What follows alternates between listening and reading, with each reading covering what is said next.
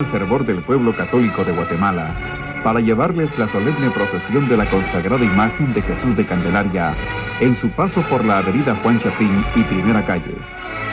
Adelante. A una procesión tan importante como la que vamos a presenciar el día de hoy, de Fray Nelson Castillo Valle y de nuestros compañeros en la unidad móvil, luego nos incorporaremos a este grupo, Byron Valdizón y Miguel Alfredo Álvarez Arévalo.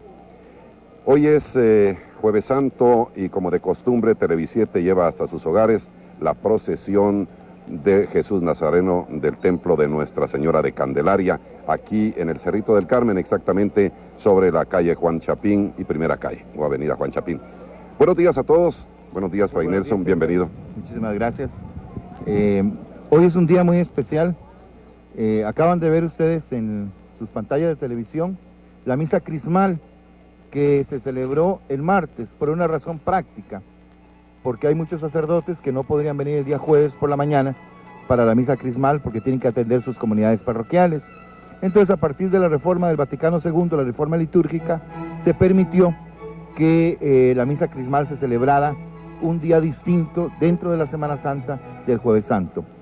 Con la celebración de hoy se inicia el Tríduo Pascual, donde vamos a celebrar hoy tres acontecimientos fundamentales: la institución de la Sagrada Eucaristía, la institución del mandamiento nuevo, el mandamiento del amor, y la institución del sacerdocio como servicio, como ministerio, porque de hecho es en el bautismo donde todos somos incorporados a Cristo y participamos, como dice el Vaticano II, del sacerdocio universal de los fieles. Mañana celebraremos la crucifixión, muerte y sepultura de nuestro Señor Jesucristo para desembocar en la gran celebración del día más grande, que es el primer día de la semana, el día en que Cristo resucitó. Hay cosas interesantes que, pues quienes no estamos tan inmersos dentro de lo que es la liturgia. Esta mañana yo escuchaba al iniciarse la transmisión a nuestro compañero Byron Valdizón, a quien acompañaba un sacerdote, el padre Marroquín, según creo recordar. Y Byron le preguntaba sobre el significado de la misa crismal. ¿Qué es el crisma? Como la transmisión empezó a las 7:30 de la mañana en Jueves Santo, día de asueto, muchas personas no se habían levantado, incluso en mi propia casa algunos no se habían levantado, pero en este momento están pendientes de la transmisión de Televisiete. ¿Qué es realmente una misa crismal? ¿Por qué se le denomina de esa manera?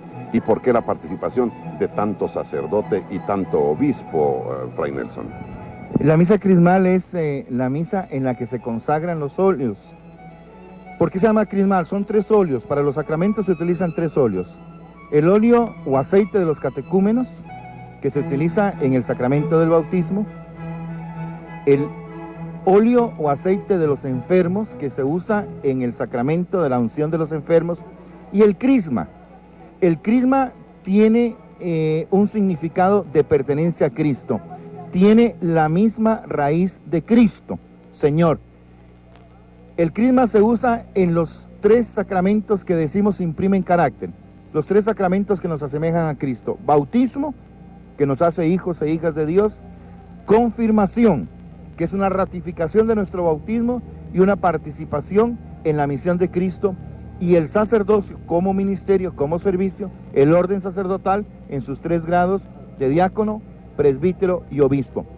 O sea, es la misa en la que se bendicen los óleos de los catecúmenos y de los enfermos y se consagra el crisma. Por eso se llama misa crismal. Es un signo de unidad de la iglesia. Por eso está el pastor. En este caso no estuvo Monseñor Próspero Penados del Barrio, ya que se está recuperando de una intervención quirúrgica que tuvo hace un tiempo. Presidió Monseñor Juan Gerardi como obispo auxiliar en lugar de Monseñor Penados del Barrio. Concelebró Monseñor Pellecer, que es obispo auxiliar de la Arquidiócesis de Guatemala; Monseñor García Urizar, emérito o antiguo obispo de Quetzaltenango, que está encargado de la capellanía de Beatas de Belén; Monseñor Efraín Hernández, que es el canciller de la curia y vicario también del arzobispado; y todos los sacerdotes de la arquidiócesis, para significar la unidad con el obispo como la cabeza de la iglesia particular, en este caso la iglesia de la Arquidiócesis de Guatemala. Por eso es que en esa misa tiene que estar el obispo con sus obispos auxiliares, con todo el clero de la arquidiócesis. Incluso normalmente aquí participan nada más los párrocos y comunidades religiosas que tienen varios sacerdotes, solo va uno y deberían ir todos. La participación debe ser de todos los sacerdotes. ¿Por qué? Porque también es el día que, como se instituyó el sacerdocio ministerial, el sacerdocio como servicio, los sacerdotes renovamos nuestra pertenencia a Cristo y se renueva el voto de obediencia o el compromiso de obediencia con el obispo. Gracias, Fray Nelson. En efecto, ya lo habían explicado esta mañana Byron y el padre Marroquín.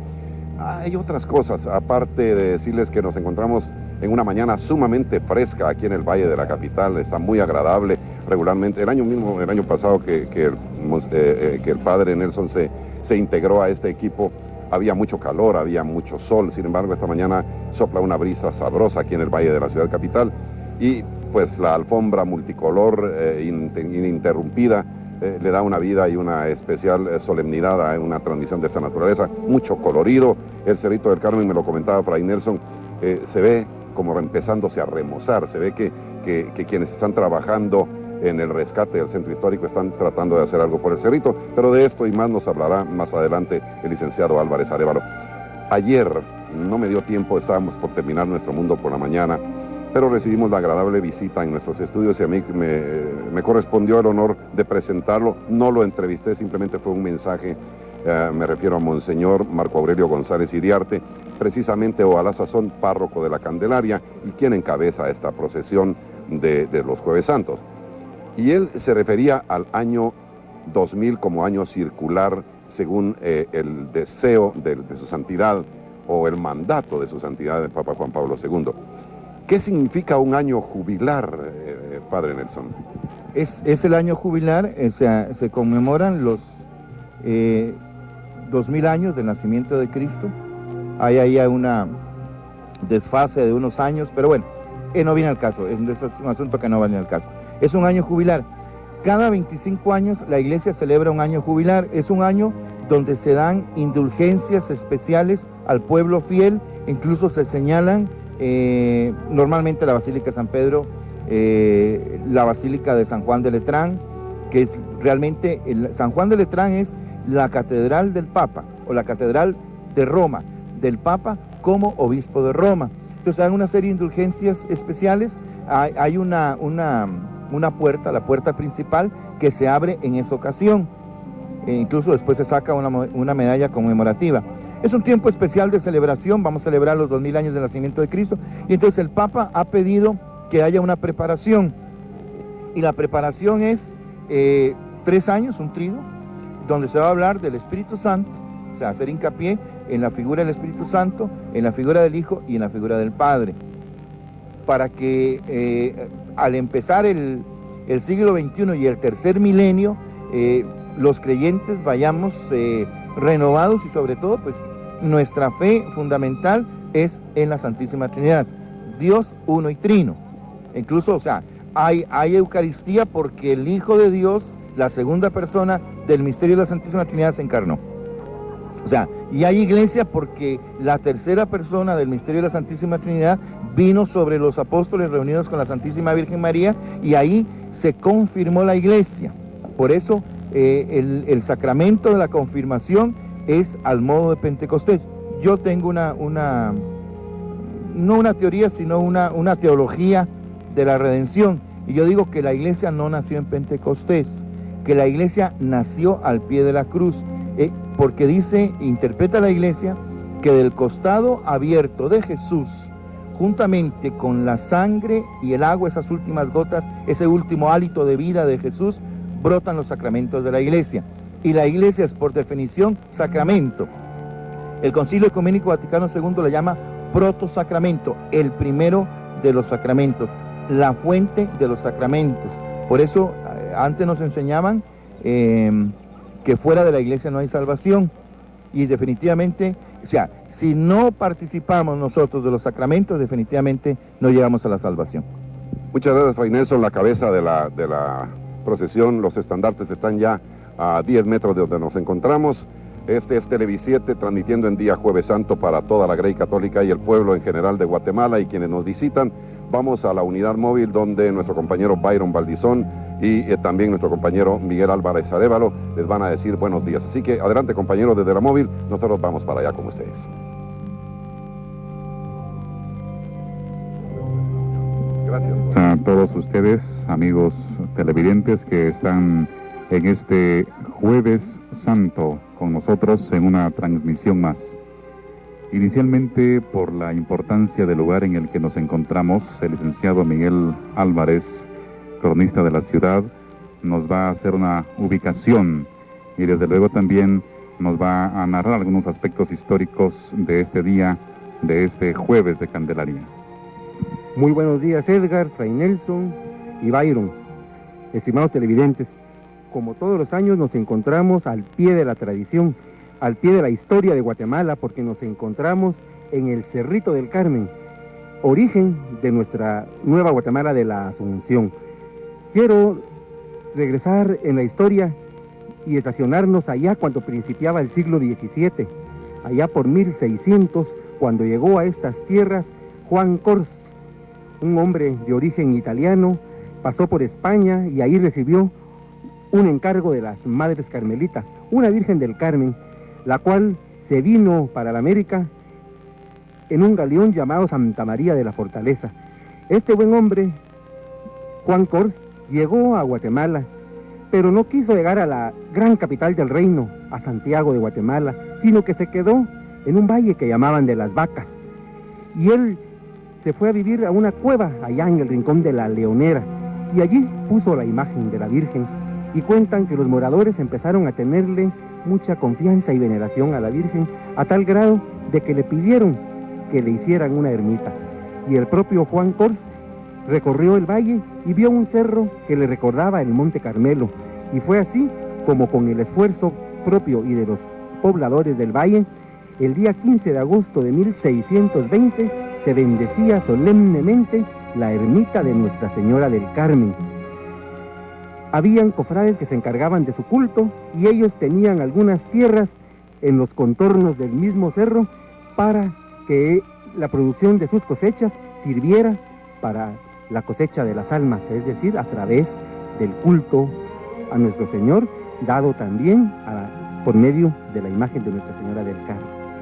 Pasaron los años y esta ermita se convirtió en la parroquia del valle, porque hay que tomar en cuenta que habían varios pobladores, habían haciendas, habían labores, aquí habían sembradillos, aquí pastaban las vacas, hacia el sur de la ciudad de Guatemala actual, es decir, donde termina nuestro valle, tenemos ya los caminos para Petapa, saliendo al occidente tenemos Misco, y esta gente que tenía que hacer actividades relativas a su propia vida, venían al Cerrito del Carmen organizados en peregrinaciones. Y pasan los años y un grupo de indígenas pobló lo que ahora llamamos como la Parroquia Vieja, y allí se estableció un pueblo con el nombre de Nuestra Señora de la Asunción. Llega el día 29 de julio de 1773 y la ciudad de Santiago de Guatemala se vio seriamente afectada por los terremotos. Es así como el capitán general Martín de Mayorga trasladó provisionalmente el gobierno al Valle de la Ermita, es decir, a este pueblo de Nuestra Señora de la Asunción.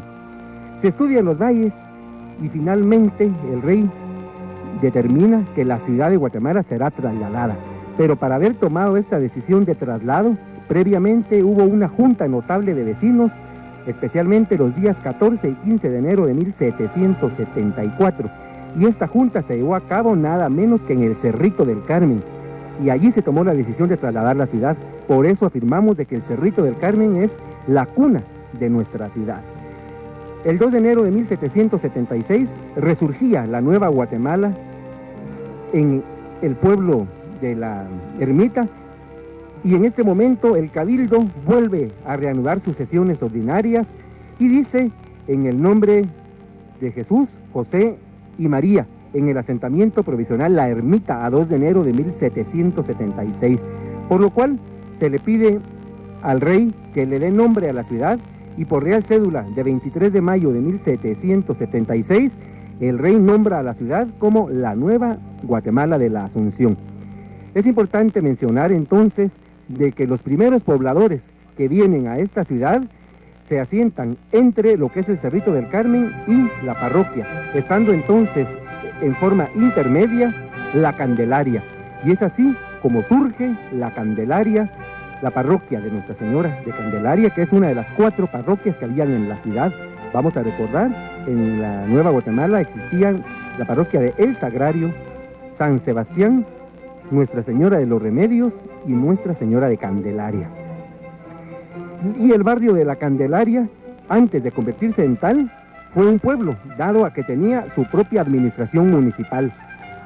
Y fue hasta en la época del gobierno del general Justo Rufino Barrios cuando se suprimió la autonomía municipal y esta se integra a la ciudad de Guatemala. La Candelaria ha sido barrio, ha sido cuna de muchas figuras. Vamos a mencionar en este momento a Rafael Carrera, el fundador de la República de Guatemala, que nació en el Callejón del Cerro y que fue bautizado en esta iglesia. Y fue Carrera quien, después de la batalla de la Arada en 1851, mandó a reedificar la iglesia de Candelaria, dado a que él se lo había ofrecido a la Virgen ese 2 de febrero de 1851. Mientras la Candelaria se reconstruía, las imágenes de mayor culto fueron trasladadas al Cerrito del Carmen, y fue así como por un lapso de 8 años el señor Nazareno de Candelaria estuvo en el Cerrito del Carmen, y allí se organizaban sus procesiones de día Jueves Santo, dado que es una procesión trascendental. Y también podemos mencionar a hombres notables como Miguel Ángel Asturias. Nació en este barrio de la Candelaria, y también recordamos que él, estando en España, mandó a hacer algunas túnicas para el Señor de Candelaria, y también recordamos a este premio Nobel a través de su poema A Jesús de Candelaria. Entonces, el barrio de la Candelaria es parte fundamental del origen de nuestra capital, y es así como hoy, Jueves Santo de 1997, estamos viendo cómo vuelven a florecer las raíces de nuestra historia, de nuestras tradiciones y de nuestra cultura, porque hay un color extraordinario, no solo el cielo, sino que el verde del Cerro del Carmen, sino que el color mismo de la tradición a través de las alfombras, a través de lo que ustedes no perciben por este medio, pero que es de imaginarse, porque todo guatemalteco sabemos cómo huele la Semana Santa, cómo podemos ver dentro del morado y blanco de los cucuruchos, dentro de los reguiletes, sentir el corozo y sentir el pino. Entonces el barrio de la Candelaria nuevamente pone de manifiesto la historia viva de Guatemala. Un detalle que hay que hacer notar también en este Jueves Santo es la preparación al tercer milenio que su santidad el Papa Juan Pablo II ha anunciado desde hace algún tiempo. Y decimos que hay que tomar en cuenta ello porque desde el año pasado aquí en Candelaria han propuesto los temas, diríamos, importantes y que destacan en cada año. Realmente este año es el año en el que el Papa Juan Pablo II nos invita a meditar en la persona de Jesucristo. El otro año será la meditación en la persona del Espíritu Santo, el siguiente año en la persona de Dios Padre, para que en el año 2000 podamos cerrar este tercer milenio pues con un año jubilar en el que recibamos el año 2000 con mucha alegría espiritual. Pero el año pasado pues los de Candelaria se adelantaron y nos propusieron ya el tema de Jesucristo. Este año es el tema del Espíritu Santo y el próximo año, no dudamos, será el tema de Dios Padre. De tal manera que pues hay que tomar en cuenta estos temas, esta catequesis tan importante, tan actualizada, y que todos los cucuruchos, recuerden ustedes que en Candelaria por lo menos hay 16,000 personas entre hombres y mujeres que participan en esta procesión, y que ojalá todos puedan tomar en cuenta estas catequesis y que estos años sean de una preparación espiritual para el año 2000, para celebrar el cumpleaños 2000 del nacimiento de nuestro Señor Jesucristo. De tal manera pues que ese Jueves Santo abramos nuestro corazón. Hay que tomar en cuenta también, como ya decíamos brevemente hace unos minutos, que estamos a punto de iniciar el Triduo Pascual. Recuerden ustedes que el Triduo Pascual litúrgicamente tiene una gran importancia para todos. Hoy en la noche se invita a todos los amigos televidentes para que acudan a los sagrarios a visitar al Santísimo, a adorar al Santísimo, y que también no abandonen sus parroquias y que en su propia parroquia asistan a los servicios litúrgicos de este Jueves Santo, en el que recordamos la institución de la Eucaristía y también recordamos la institución del sacerdocio. Fray Nelson, Byron decía algo interesante y yo siempre he querido preguntarlo, y no sé por qué traigo a colación esto pensando o recapacitando en sus palabras cuando creo el domingo nos hablaba del número 7, que es importantísimo para la Iglesia Católica. Porque Byron está invitando al pueblo católico para que visite los 7 sagrarios o altares, como solemos decirle, o decirles. Y yo recuerdo que desde muy niño mi madre me llevaba a visitar 7 sagrarios y nosotros continuamos la tradición con mi familia. La pregunta es, ¿por qué 7? ¿Por ese mismo 7 del que usted hablaba? Mira, yo creo que en parte sí, pero o sea, y lo digo con toda honestidad, no sé exactamente por qué. Pero posiblemente las 7 colinas de Roma, ¿no? Son las 7 colinas de Roma, las 7 iglesias. Entonces a Roma se iba en peregrinación para ganar indulgencias. O sea, era el lugar santo, casi como, pensemos nosotros, Jerusalén, el Santo Sepulcro, los lugares santos donde nació Jesús, donde vivió Jesús, estuvieron durante mucho tiempo inaccesibles para los cristianos. Entonces Roma se convirtió en la ciudad santa, por eso se llama la ciudad eterna, la ciudad santa. Entonces se visitaban las 7 iglesias donde se reservaba el Santísimo.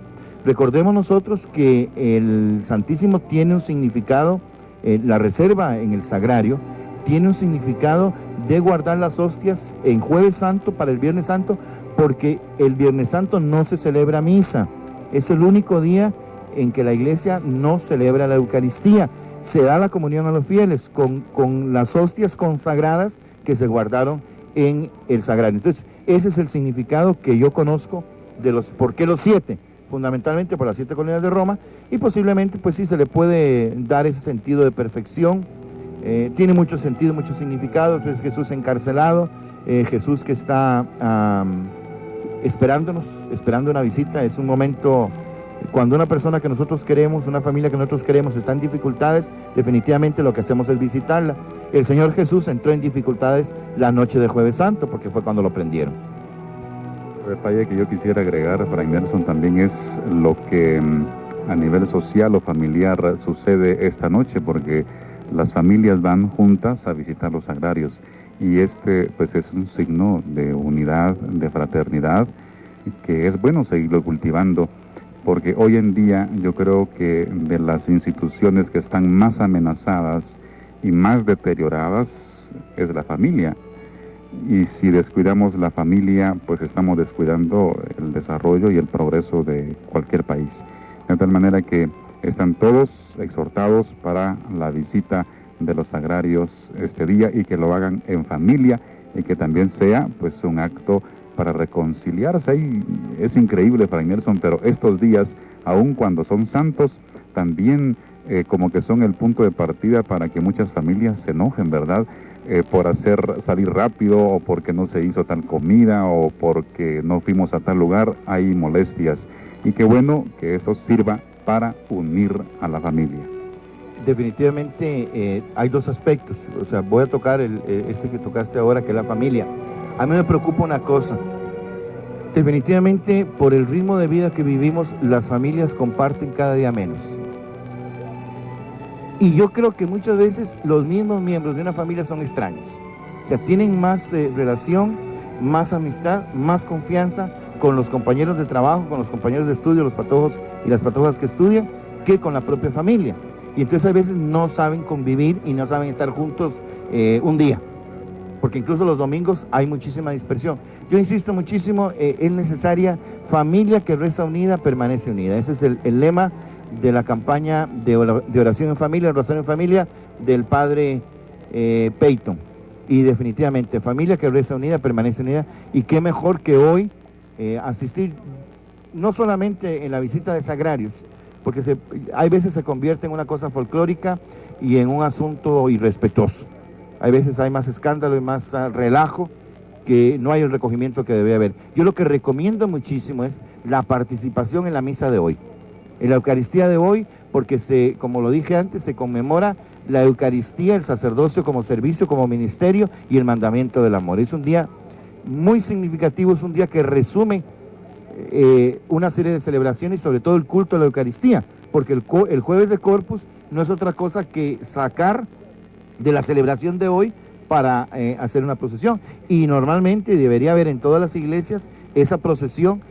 Después de la misa se llevan las hostias consagradas procesional solemnemente al altar, al sagrario, al monumento donde se reserva para la misa de mañana. A propósito del asunto de las familias o del asunto familiar o de la falta de comunicación familiar, a mí también me preocupa esto, y nosotros en Nuestro Mundo por la Mañana, que es un programa que se transmite de lunes a viernes por este canal, por Televisiete, enfatizamos mucho sobre ello. Se ha roto la comunicación, se ha quebrado la comunicación entre la familia, y como Fray Nelson decía con mucha propiedad, los muchachos, los patojos, como solemos decir, prefieren muchas veces consultar con los amigos, incluso los adultos, con los compañeros de trabajo, con los compañeros con los que hacen deporte, pero nunca enfrentar los problemas a nivel familiar, que es lo que debiéramos hacer, y tratar de encontrarle solución a esos problemas a través de ese diálogo, de esa comunicación, que debieran ser positivos. Sin embargo, pareciera que no es así, que hemos entrado en una época en donde entre más nos distanciamos de la mujer y de la familia, de los hijos, nos sentimos mejor, y esto no debiera ser así. Yo creo que debiéramos ir recapacitando sobre ello, sobre las palabras de Fray Nelson, sobre las palabras de Byron Valdizón, y orar en familia. A propósito de ello, y antes de darle la oportunidad a Miguelito, porque ya tenemos casi frente a nuestras cámaras las andas que cargan, que portan al Señor Nazareno, el Jesús Nazareno de la Candelaria. Hoy, que es un día de oración, hoy es un día de la Eucaristía, y que se recomienda que las personas asistan a misa, a la Sagrada Eucaristía. ¿Cómo orar en familia ante los sagrarios? ¿Cuál debiera ser la fórmula a encontrarse? Porque van casi como folclóricamente, como usted lo decía, y entonces cada quien por su lado. Uno no sabe ni siquiera qué pide uno, bueno, eso tampoco debe saberse, pero ¿qué rezar? ¿Qué es lo recomendable en estos casos, Fray Nelson? Bueno, hay una serie de oraciones tradicionales. Para mí, la forma de rezar frente a Jesús sacramentado, no hay otra mejor que el rosario, ¿verdad? El rosario es la oración que Jesús nos enseñó, es el misterio de la redención en el Ave María, es la meditación en todo lo que hizo Jesús por nosotros. Hay muchas formas de oración, pero fundamentalmente para mí la mejor que se puede hacer en común, porque cada uno pues personalmente puede pedirle o darle gracias o hablar con el Señor como quiera, sin ninguna fórmula establecida, pero en familia, por lo menos un misterio del rosario. Ojalá fuera todos una parte del rosario, o los 15 misterios, ¿verdad? Que sería lo ideal. Realmente si se hace con devoción. Porque si se hace por puro folclore, a ver, y vamos a ver cuál es más bonito, eso yo creo que debe desaparecer, y es una de las cosas que a mí más me molesta y me preocupa. La competencia entre iglesias y la competencia entre hermandades por el adorno. Cuando no debe haber competencia, porque debe ser un signo de unidad. Yo no voy a ver si está muy bonito el sagrario o no. O sea, definitivamente si es un sagrario o un monumento agradable, pues me va a agradar. Yo voy a ver a Jesús sacramentado, al Dios que está ahí presente.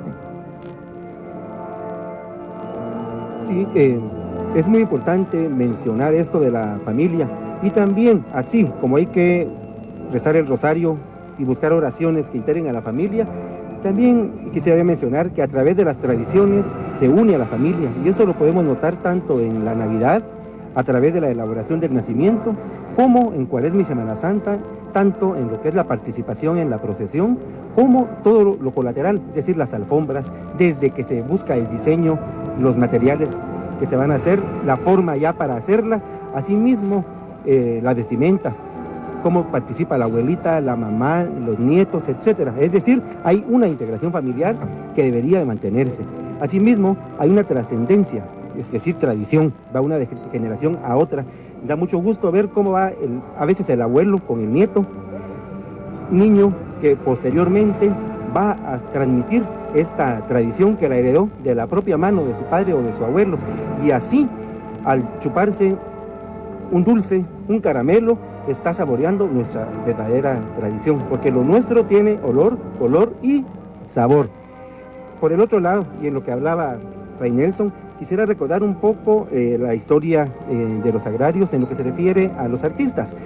Remontaríamos esto a la época colonial y era muy importante porque en las iglesias de convento de monja, por ejemplo, la llave la tenía siempre un benefactor, la llave del sagrario, y el cambio de la llave se hacía precisamente el Jueves Santo durante los oficios antes de la adoración al Santísimo. Asimismo, durante la Guatemala del siglo XIX surgen una serie de artistas que están ligados también con lo que era el teatro.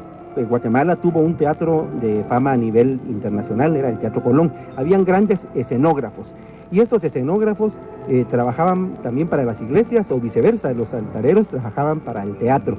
Y aquí surge una forma muy exclusiva y muy importante de los altares. Los altares de la Semana Santa y de la Cuaresma previa tienen como nombre los huertos, porque se ofrendaba al Señor los mejores frutos, las mejores verduras. Asimismo, se llevaban los canarios y se llevaban las peceras para el día de la velación. Ese es el huerto, y el huerto se hacía en la casa también. Aparte es el monumento o sagrario, este es el altar exclusivo para el Santísimo Sacramento del Jueves Santo. Y vamos a recordar algunos nombres como Gerardo Soto, Alfredo Monje y más recientemente el señor Ramiro Araujo. Y es así como vamos a encontrar los telones, es decir, las cortinas y sobre todo la cerería. Es muy importante el trabajo de la cerería en Guatemala. Dentro de esto, las candelas que se medían por el peso, asimismo las palmatorias y sobre todo nosotros presumimos y nuestra presunción debe de ser valedera. Decimos Guatemala es el país de la eterna primavera, pero entonces evitemos la deforestación en nuestro país, ya no talemos bosques, dejemos que crezcan nuestras flores, no las cortemos en la calle o en los parques como por mala costumbre se hace. Entonces rescatemos este dicho de Guatemala es el país de la eterna primavera, y esto lo sentimos realmente la noche de Jueves Santo, el olor a nardos, a azucenas, y cuántas flores blancas no se dan en Guatemala, porque para la noche de Jueves Santo es flor blanca la que se utiliza en el altar, porque es una alusión a la Eucaristía, como blanca es la paletina de los cucuruchos del Señor de Candelaria, mientras que para los altares llamados los huertos se utilizan flores de varios colores, privando las de los tonos penitentes. Ya no se ven como antes los dragones y muchas flores que han ido desapareciendo, pero sin embargo el choreque poco a poco ha ido desapareciendo y deberíamos de irlo rescatando, porque el choreque es una flor tradicional. Y la naturaleza misma, como podemos ver en nuestro Cerrito del Carmen, se viste de color penitente, se visten las jacarandas que alfombran las calles de nuestra ciudad, haciéndole competencia a nuestros fieles hombres y mujeres que mantienen la tradición en Guatemala. Y así podríamos ir mencionando acerca de cómo son las tradiciones de Guatemala, y como lo decía hace un momento, son de olor, color y sabor, y sobre todo son así porque son tradiciones que se hacen con amor, porque las heredamos de la mano de nuestro padre y de nuestros abuelos. Yo quisiera hacer una reflexión en este momento a propósito de lo que decía el licenciado Álvarez Arévalo.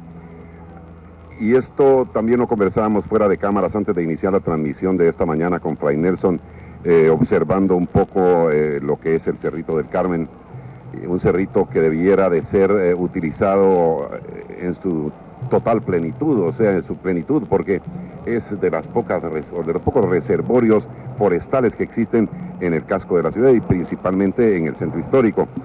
Y yo recuerdo quejas de señoras, de personas que viven en los alrededores del Cerrito del Carmen, en el sentido de que no se hace exactamente lo suficiente para mantener el Cerrito del Carmen, e incluso en determinado momento hasta existe una especie de depredación. conversaba yo con el secretario ejecutivo de lo que es el Consejo Nacional de Áreas Protegidas y me indicaba que sí forma parte de su actividad, de su labor, de su obligación para el CONAP, el preservar precisamente este tipo de reservorios, como es el Cerrito del Carmen, conjuntamente con la municipalidad capitalina. Usted está muy vinculado a la municipalidad y al rescate del centro histórico. ¿Qué se piensa con respecto a la recuperación total y convertir de nuevo en un verdadero vergel lo que antes era el Cerrito del Carmen y que hoy a veces hasta apena? Sí, y aquí vuelvo a reafirmar que el rescate del centro histórico no es únicamente mantener algunos edificios con carácter histórico o artístico, no. Lo que se pretende es rescatar el nivel de vida del poblador, asimismo que sea un lugar agradable a quien viene a hacer actividades al Cerrito del Carmen.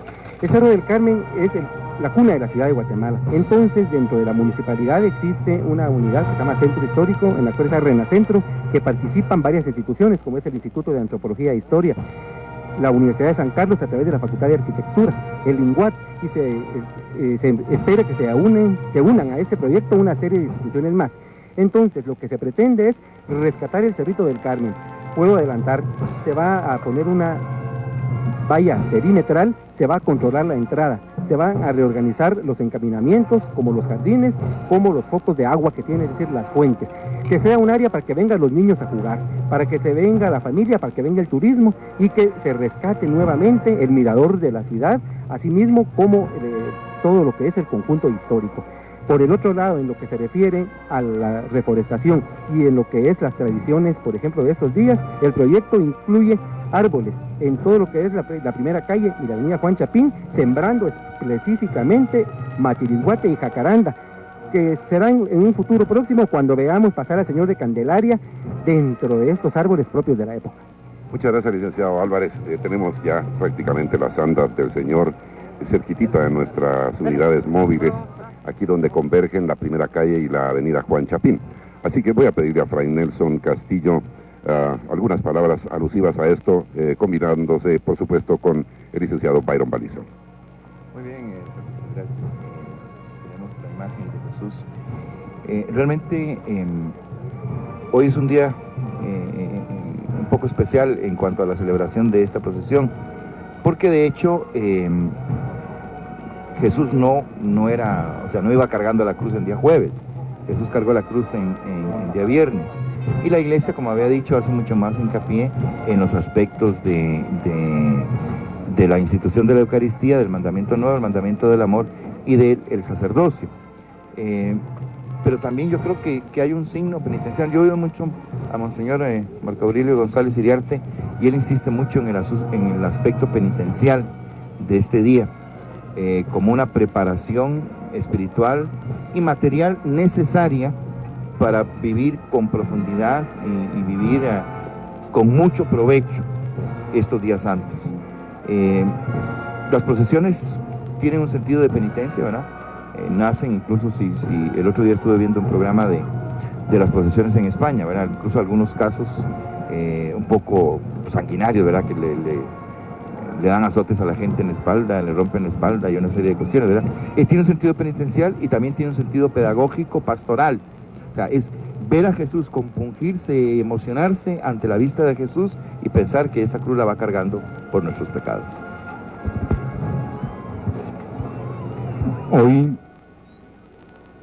el tema de reflexión es el Espíritu Santo.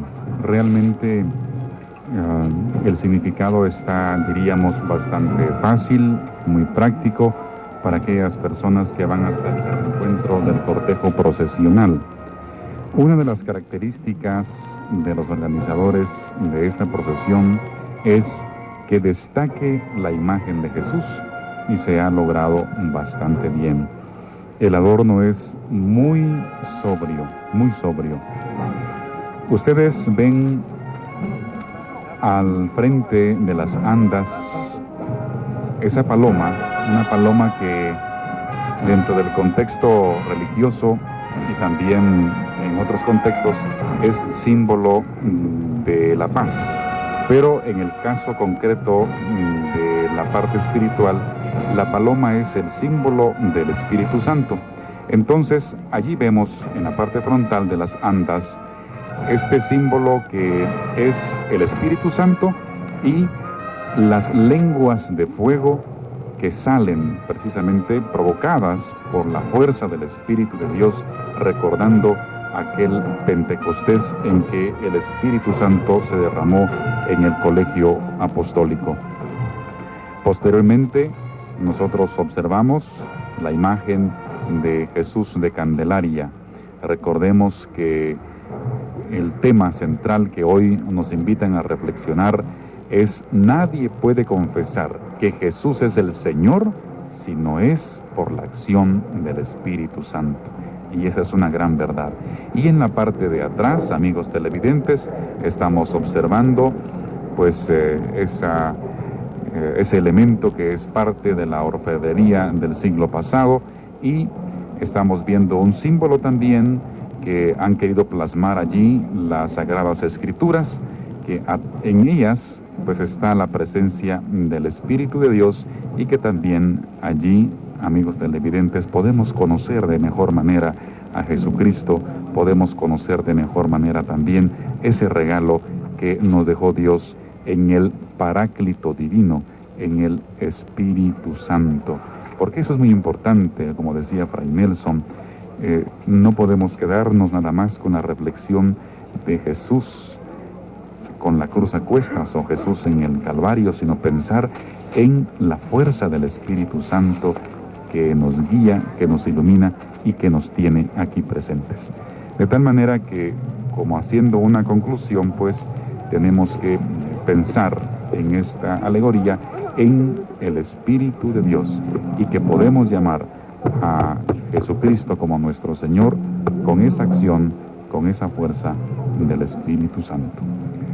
Nos contaba el día de ayer Monseñor Marco Aurelio González Iriarte, el párroco de Nuestra Señora de Candelaria, que él cuando vino a la parroquia para la primera procesión donde él participó activamente, contaba con aproximadamente 600 cucuruchos, y yo le pregunté cuántos para 1997 y me decía más de 13,000. El nazareno de la mirada triste, amasado con maíz y olivo, regado con gotas de sudor y lágrimas, que a cuestas lleva penas y dolor. Esa cruz es Guatemala, es su amor, cabizbajo, meditabundo, mirada triste y profunda, dolor, dulzura y sumisión, labios entreabiertos, lengua y dentadura, pasos bajo el peso de la cruz.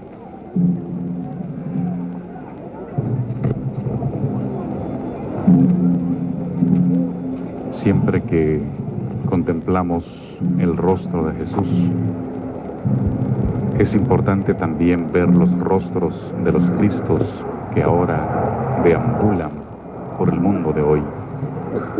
Estén ustedes seguros que mientras hacemos filas y observamos este cortejo, en esos miles de hombres y mujeres que apuntaba Edgar, hay corazones también necesitados de una sonrisa, de una palabra de aliento.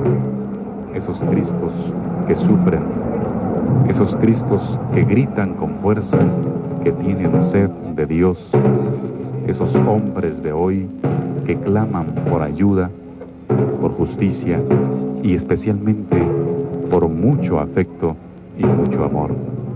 Este día también nosotros, amigos televidentes, hagamos una obra de caridad. Tratemos de contribuir a construir una civilización de amor, teniendo gestos positivos y de amor. Allí vemos este atril que decíamos del siglo pasado. Allí hay una leyenda que pues es el tema central de la procesión de este día, que nadie puede confesar que Jesús es el Señor si no es por la acción del Espíritu Santo. El doctor Gerardo Ramírez escribió lo siguiente dedicado a Jesús Nazareno de Candelaria. En el principio, Nazareno que inclina su mirada, hombre de carne que se hace evangelio ante nosotros, Verbo eterno, principio y fin, alfa y omega, palabra creadora, sabiduría de Dios, logos humanado, engendrado no creado, consubstancial con el Padre, concebido en el vientre de María, mazorca de maíz moreno que padece y se desgrana en granos de piel, color de barro y de conacaste, encarnado de violeta y aceituna, colores de pasión y de esperanza, tonos de muerte y de vida y de muerte. Manierista o barroco, ¿qué más da? Solo afirmo que manos de hombre, manos prodigiosas, no sé si de indio o de mestizo, abrieron surcos en la veta de los cedros para formar la anatomía de tu cuerpo, la armonía de tu imagen, la humildad de tu figura. Manos poseídas por Dios que en un arranque de celeste inspiración crearon la fatiga de tus labios, la sed de tu lengua, el alma de tus ojos y los ríos de agua viva que corren en tus venas, fuentes de vida y salvación para el hombre. Raíz de cedro de abundante cabellera, negra y larga cabellera que te cubre la frente y juega con el viento. Hostia hecha de tierra morena como es tu pueblo, como tus indios, del barrio de la Candelaria de allá de Santiago de Guatemala. Una viga maciza atrapa tus manos. Tus dedos son una enredadera que funden al madero. Pesado leño que pesa más cuanto más caminas y que pesa toda la maldad del mundo.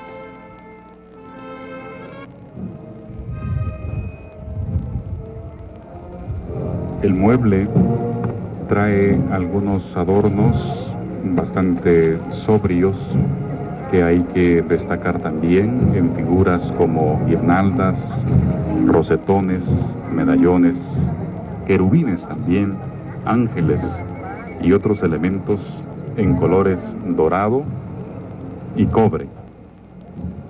Y los ángulos que los artistas han diseñado están elaborados así para que las miradas de todos los fieles católicos que acudan al encuentro se dirijan a la imagen de nuestro Señor Jesús de Candelaria.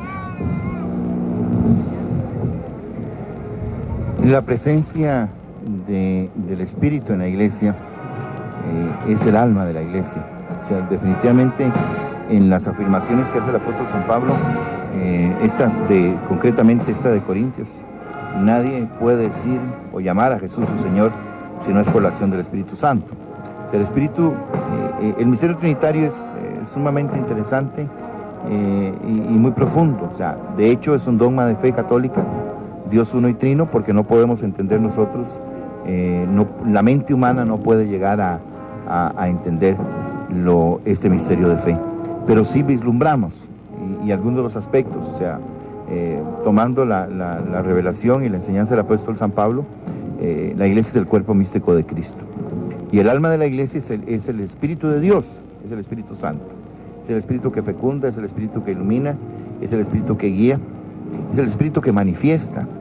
Y no a un nivel personal, o sea, sino definitivamente a un nivel institucional, comunitario. El Espíritu de Dios, el Espíritu Santo, asiste a la iglesia de una manera especial. El Espíritu Santo es quien construye el reino de Dios sobre la tierra. La iglesia somos todos y la iglesia se constituye precisamente por la acción del Espíritu de Dios que recibimos desde el sacramento del bautismo, pero que recibimos de una manera muy especial todos los católicos, todos los creyentes cristianos en el sacramento de la confirmación. Y es el mismo Espíritu que recibimos algunos de los bautizados y confirmados en el orden sacerdotal, bien como diáconos, como presbíteros o como obispos. Es el Espíritu el que ilumina a la iglesia, incluso en la figura del Papa. Cuando el Papa habla ex cátedra, que se llama, o sea, cuando el Papa habla sobre las verdades de fe, sobre lo que hay que creer, y la última vez que el Papa habló fue precisamente en un año jubilar, el año santo de 1950, cuando su santidad el Papa Pío XII declara el dogma de la Asunción de la Santísima Virgen María. Es una celebración que venía desde tal vez es la fiesta más antigua de la Iglesia, la dormición de la Santísima Virgen María, pero como dogma de fe católico en la Iglesia Católica Occidental es declarado, iluminado por el Espíritu Santo, consultada a la Iglesia, en ese sentido de que el Espíritu radica en la Iglesia. El Papa no era la voz de Pío XII, era la voz del Espíritu de Dios, del Espíritu Santo, encarnado en palabra humana, definitivamente, pero fue iluminado por el Espíritu, guiado por el Espíritu, que decreta y declara el dogma de la Asunción de la Santísima Virgen María. Continúa el doctor Gerardo Ramírez con estas reflexiones y estos pensamientos hermosos con respecto a Jesús Nazareno de Candelaria, y se refiere al misterio de la cruz. Dice así: Cordero Santo, Cordero manso, Cordero puro, Cordero que quitas el pecado del mundo. Nazareno, Nazareno, Nazareno de Candelaria, herido por nosotros. Paseas tu amargura, tus motivos, tus penas y tu silencio. ¿Cómo lo soportas? ¿Cómo lo toleras? Cargas en tus espaldas las culpas de los hombres, y aunque es grande el pecado del mundo, resultó más inmenso el peso de tu amor. Amor limpio, amor puro, amor que no es otra cosa que verdadero amor. Hombre de Jueves Santo, coronado de espinas, ataviado con túnica y bordado, penitente siempre penitente, eternamente atado al misterio de tu cruz, misterio que derrama a manos llenas el fluido vital, que emana de tus poros y que gota a gota te extingue la vida, que se derrama en la tierra morena como tú, con la cual forma barro, que es la masa y la carne del nuevo Adán, nueva humanidad, engendro de tus entrañas, parida en el Gólgota, nutrida por tu palabra, madurada en tu amor.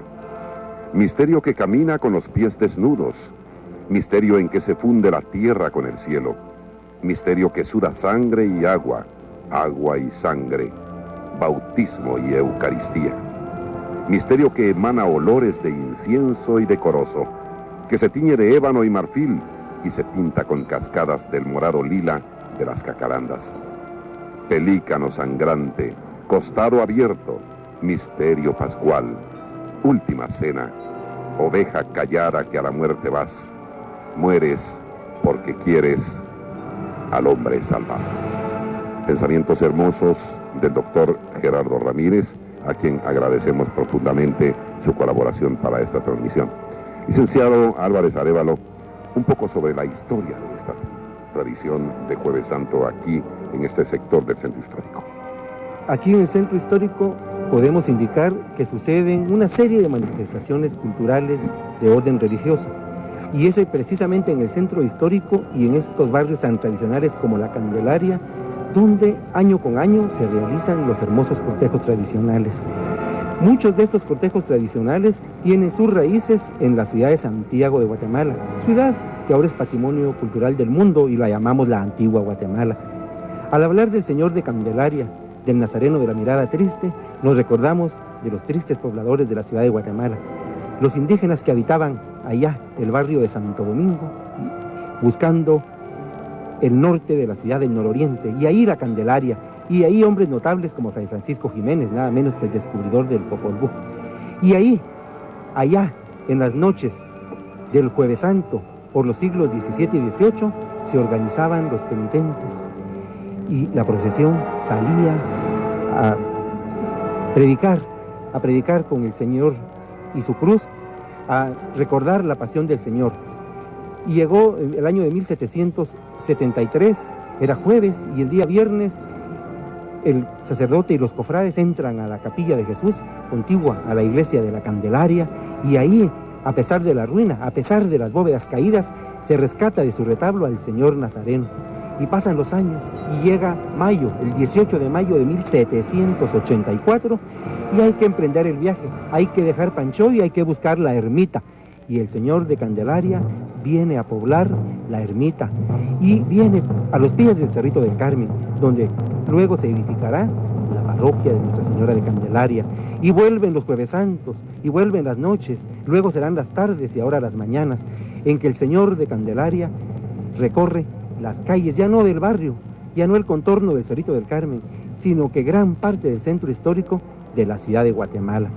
Y hay que recordar también de esta histórica procesión, también vamos a hablar de Nuestra Señora de los Dolores del Cerro, una edificación construida a principios del siglo XVIII en el nororiente de la ciudad de Guatemala, de Santiago. Y cuando la ciudad se traslada, en el año 1784, viene la Virgen de los Dolores del Cerro y se le construye una capilla en la primera calle, es decir, en el crucero de la Candelaria. Lamentablemente, con la ampliación que surgió al ampliar la calle, fue destruida la capilla. Pero durante el siglo XIX, además de la pequeña Virgen de los Dolores del Cerro, que tuvo peregrinos, manos de guatemaltecos, hicieron una imagen bellísima de Nuestra Señora de los Dolores, con una expresión de dolor, resignación y esperanza. Manos de guatemaltecos que han sabido captar el dolor de una madre que sigue a su hijo Nazareno. Y esa Virgen de los Dolores de la parroquia de Nuestra Señora de Candelaria, año tras año en Jueves Santo, va tras los pasos del Nazareno de la mirada triste. Hay un detalle muy interesante y es que la Iglesia en su liturgia pues invita a todos los católicos, a todos los hombres del mundo entero a meditar en los misterios de nuestro Señor. Y por eso, aun cuando hoy estamos en Jueves Santo y aun cuando estamos observando esta procesión y vemos al fondo la imagen de la Virgen de Dolores, también nos están invitando a pensar en la Virgen María en el día de Pentecostés. Estamos en el tema alegórico del Espíritu Santo y la Virgen María fue la mujer que alentó a orar a los apóstoles, pues después de la muerte de Jesús y también, desde luego, en la propia resurrección, en la manifestación de Jesús resucitado. Así que qué mejor que verla a ella como la mujer que nos anima a seguir a Jesús. Incluso yo creo que hay un aspecto muy importante. La Santísima Virgen María es elegida para ser Madre de Dios y da luz a Jesús, al Cristo, al que después sería el Cristo, el Señor. De una manera mística, de una manera espiritual, la Santísima Virgen María da a luz a la Iglesia. Por eso yo insisto y creo que el Concilio Vaticano II, sobre todo la figura del Papa Pablo VI, entendió muy bien esto y por eso la declara Madre de la Iglesia. Porque es al pie de la cruz donde, en esa significación que comentábamos el otro día, con el cáliz, toma el agua y la sangre, y la Iglesia ha interpretado que el costado abierto de Jesús brotan los sacramentos de la Iglesia. Pues la Santísima Virgen María está presente en Pentecostés. De hecho, pues podríamos decir, bueno, ¿y la madre qué estaba haciendo ahí? Pues estaba haciendo ahí porque era la figura principal, porque definitivamente iba a dar a luz nuevamente al Cristo místico, a la Iglesia. O sea, por eso es Madre de la Iglesia, y la presencia de la Santísima Virgen María no es casual, ni es casual el hecho que el libro de los Hechos de los Apóstoles, el libro de la Iglesia, de la primitiva Iglesia, dice que la Santísima Virgen María estaba ahí. O sea, pensemos nosotros que si no hubiera tenido importancia, no lo menciona la presencia de la Santísima Virgen María. ¿Pero por qué la mencionan? Porque definitivamente desde los primeros discípulos de Jesús la reconocen como Madre de Dios y como Madre de la Iglesia. Vemos también que acompaña el cortejo procesional el nuncio de su santidad, Monseñor Morandini, también el párroco de Candelaria, Monseñor Maco, como se le conoce con cariño, y también está el secretario de la nunciatura. Con relación a lo que decía Fray Nelson, es muy importante exhortar en esta mañana a todas las mamás que sufren y que padecen. Aquí valdría hacerse esta pregunta: ¿qué madre no sufre? ¿Qué madre pues no lleva el corazón traspasado por la espada? ¿Qué madre no padece? Entonces, estimados televidentes, es importante para ustedes, señoras, mamás, mujeres, jóvenes, que llevan en su corazón un dolor, una pena, para que vean en la Virgen María que ella pudo caminar el Vía Crucis, pudo recorrer la Vía Dolorosa por algo muy importante que hoy estamos reflexionando, por la gracia y fuerza del Espíritu de Dios y también por esa entrañable fe. Así que aquí habría que recordar, Fray Nelson, esas palabras de ella misma, ¿no? Hagan lo que Él dice. Y Jesús pues nos dice tantas cosas, y en medio de ellas, quien quiera venir en pos de mí, que tome su cruz y me siga. Así que veamos en la Virgen María pues el ejemplo para seguir adelante en este caminar que a veces se nos torna un tanto difícil. Pensemos nosotros que la figura de la Santísima Virgen María, lo que nosotros conocemos de la vida de la Santísima Virgen María, precisamente lo que nos transmiten los evangelios y lo que nos transmite la tradición de la Iglesia, desde muy temprano se habla sobre la Santísima Virgen María. Definitivamente ella es la figura a imitar en la vida cristiana. Ella es la perfecta cristiana, la perfecta seguidora de su Hijo. Incluso la oración, sobre todo la oración. La vida de la Santísima Virgen María es una constante oración y hay muchos silencios en la vida de María. Y creo que el creyente necesita de tener muchos momentos de silencio para poder escuchar la voz de Dios. Tal vez, seguro, que el hombre de nuestros tiempos tiene miedo al silencio, tiene miedo a la voz de su conciencia, tiene miedo a la voz de Dios. En esta toma que nos ofrecen los compañeros, queremos explicar que a lo largo y ancho del adorno, al igual que en las andas de Jesús, observamos planos verticales, horizontales e inclinados, de cuya forma destacan figuras religiosas como medallones, guirnaldas, rosetones, ángeles y querubines, en material dorado y cobre. Todo el adorno está dispuesto, como decíamos, para resaltar la imagen de la Dolorosa, llena de virtudes y ejemplos, modelo ideal para ser madre de la nueva evangelización, de esa nueva evangelización que el Santo Padre nos ha motivado y que ahora que estamos en el umbral del tercer milenio, pues el Papa Juan Pablo II nos ha convocado a pensar en lo que él ha llamado pues la Tertio Millenia Adveniente, en preparación del año 2000, y qué lindo y qué bueno hacerlo en compañía de la Madre de Dios, que allí las vemos, o veíamos esas manos hermosas que bien señalaba el licenciado Miguel Álvarez Arévalo. Y también pues los niños participando, ¿verdad, Edgar? Niños y niñas que se involucran en estas actividades tan hermosas que son, no cabe duda, el semillero para próximas Semanas Santas. Así es, Byron, y llama poderosamente la atención el ver a los pequeños y a las pequeñas participar de estos cortejos procesionales. Y es que se sienten entusiasmadas y entusiasmados de poder hacerlo y de poder imitar a sus padres.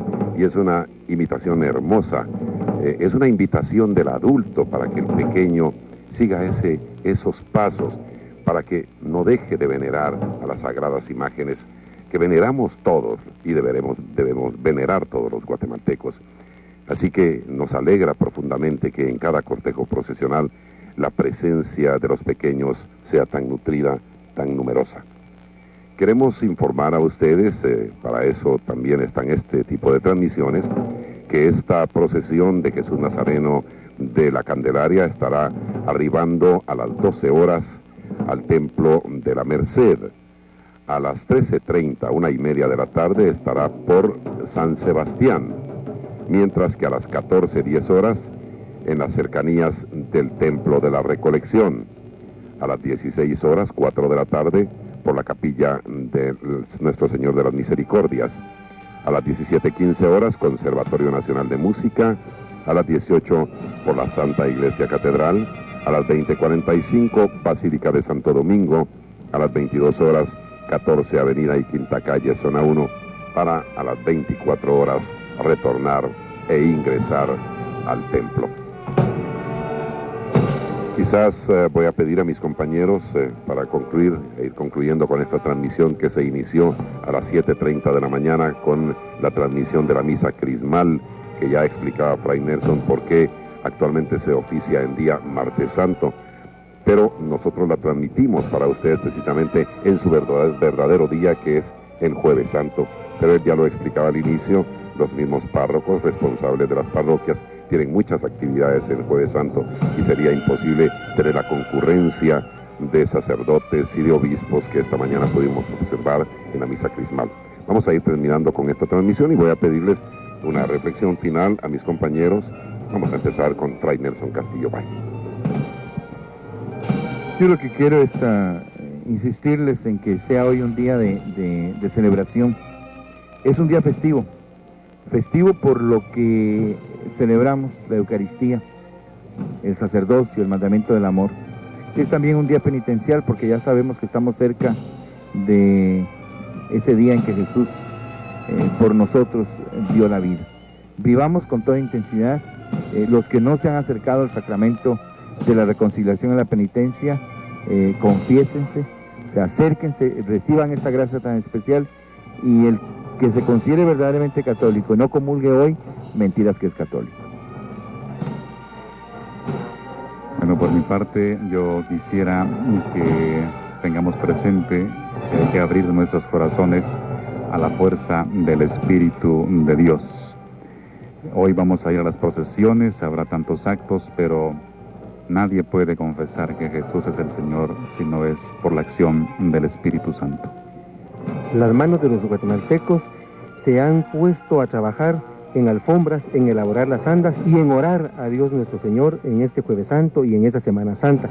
Y las manos de nuestras gastrónomas están también en las casas haciendo de lo suyo, haciendo de la tradición, haciendo el bacalao, haciendo las torrejas, haciendo el garbanzo. Y también estas manos de guatemaltecos tienen que unirse esta noche para orar ante el Señor sacramentado.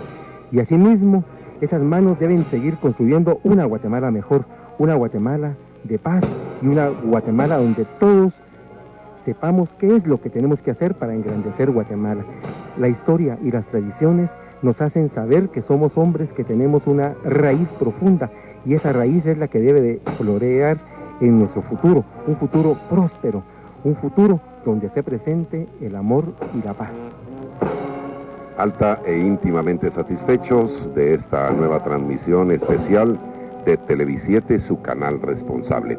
Queremos agradecerles profundamente su sintonía. Vamos a continuar con la programación regular de Canal 7 de este día jueves, pero queremos recordarles que el día de mañana, Viernes Santo, a eso de las 11:30 horas, a través de Canal 3, el supercanal, estaremos transmitiendo el paso del cortejo procesional de nuestro Señor Nazareno de la Merced, del Templo de la Merced, para luego en horas de la tarde por Televisiete las 3 procesiones denominadas grandes de la ciudad capital, que son en su orden Santo Domingo, La Recolección y Nuestra Señora de los Remedios, el Calvario. Gracias a la familia que siempre colabora con nosotros. El cafecito ha estado delicioso. Su servicio para nuestros compañeros y apoyo para nuestros compañeros, una vez más, de primera, muchas gracias a ustedes. Gracias, amigas y amigos, en nombre del equipo de producción y técnico de Televisiete, su canal responsable. Volvemos a nuestros estudios. Buenos días para todos.